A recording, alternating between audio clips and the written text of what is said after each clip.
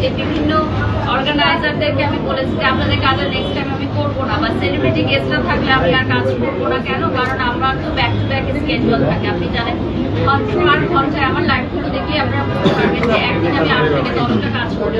তো একটা শিডিউলে যখন আমার লেট হয়ে যায়, পরের ঘন্টায় যে টাকা জমা করেছে উনি কিন্তু মানবেন না, উনি কিন্তু চাবেন যে ওনার টাইমেই আমি আসি।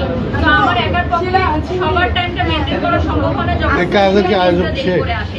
তার বাদে এই দেরি করে আসা জানিয়ে আমি যে কত বড় ভুক্তভোগী এবং আমি যে কত অর্গানাইজার কমিউনিকেশন কারণে এটা অর্গানাইজারও জানে না এটা আমরা বলতেও পারি না। তারকারা যখন আসে কেন দেরি করে এসেছে আমি বলতে পারি না, আমি ক্ষুদ্র একজন মানুষ, আমি নিজেও ভুক্তভোগী এটা। তো আমি আপনাদেরকে ফিল করতে পারি যে আপনাদের কেমন লাগছে। কাজ করছেন অর্গানাইজারদের সাথেও, কাজ করছেন সেলিব্রিটিদের সাথেও, এই যে দুইটা জিনিস একই রকম হয়ে যাচ্ছে ডে বাই ডে, সেই জায়গায় আপনার কিছু করার আছে কিনা, বা আপনি এই বিষয়গুলো নিয়ে দুই পক্ষেই কোনো সময় কথা বলেছেন কিনা? আমি সবসময় কথা বলি, আমি টাইম মেনটেন নিয়ে অনেক বেশি কথা বলি। আজকে আমি যে জায়গায় এসেছি আলহামদুলিল্লাহ আমার যে গুণগুলোর মধ্যে একটি প্রধান গুণ হচ্ছে আমি টাইম মেনটেন করি। 5টা মানে আমার কাছে 5টা হতে পারে। আজকে 8টার সময় আসলেন কেন? আরে ভাই, তার টাইম অল টাইম ছিল এটা। 8টার সময় থাকবো, সে তো রেডি হয়ে বসেছিল। মিথ্যা বলতেছে, সেটা সত্য মিথ্যা না, আপনি কি বলবেন?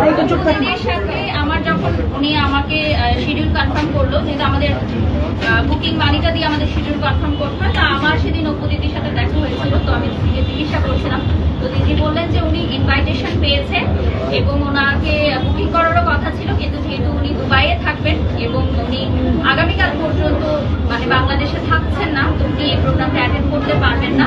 কিন্তু ছবিগুলো আগেই ব্যবহার করা হয়ে গেছে এবং আলিফ মেকওভার স্টুডিওতে এর আগে অপু দিদি অ্যাজ আ মডেল কাজ করেছিলেন বিধায় তার মেকআপ করা ছবিগুলো ইউজ করেছে ওদের পেজ। সেটা জানালেন না কেন? হ্যাঁ, এটা পারমিশন নিয়েছে আমি যতটুকু জানি। আর আসলে সত্যিকার অর্থে আমরা যারা পাবলিক ফিগার তাদের ছবি ইউজ করার জন্য কোনো পারমিশন লাগে আমি তো দেখি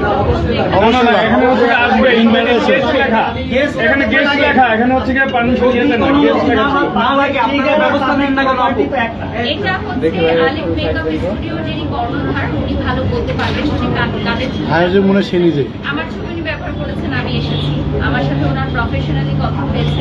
এখন অনেকের সাথেই হয়তো কথা হয়েছে বন্ধুত্বের খাতিরে বা রিলেশনশিপের খাতিরে, বলেছে আসবে, অনেকে টাইম মেনটেন করতে পারেনি, অনেকে দেশের বাইরে চলে গেছেন।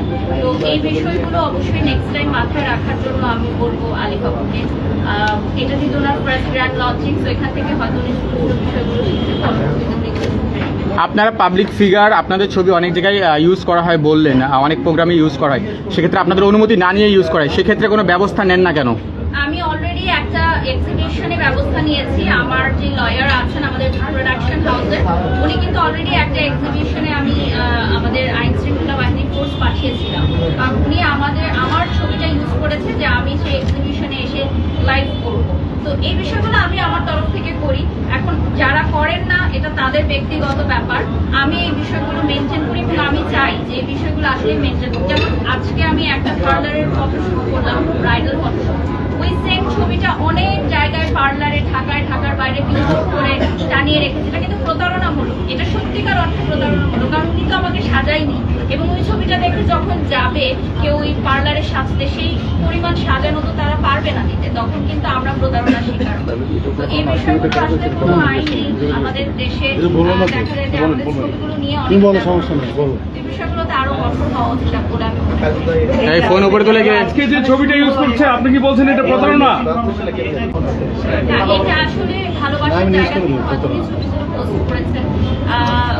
বিশ্বাস দিদি কিন্তু এখন দেশের বাইরে আছেন, এই জন্য উনি আসতে পারেনি, না হলে তো অবশ্যই আসতেন। আর কিছু? আপু একটু উপরে আসবেন আপনি? আমি ওকে আপুকে ছেড়ে দেন।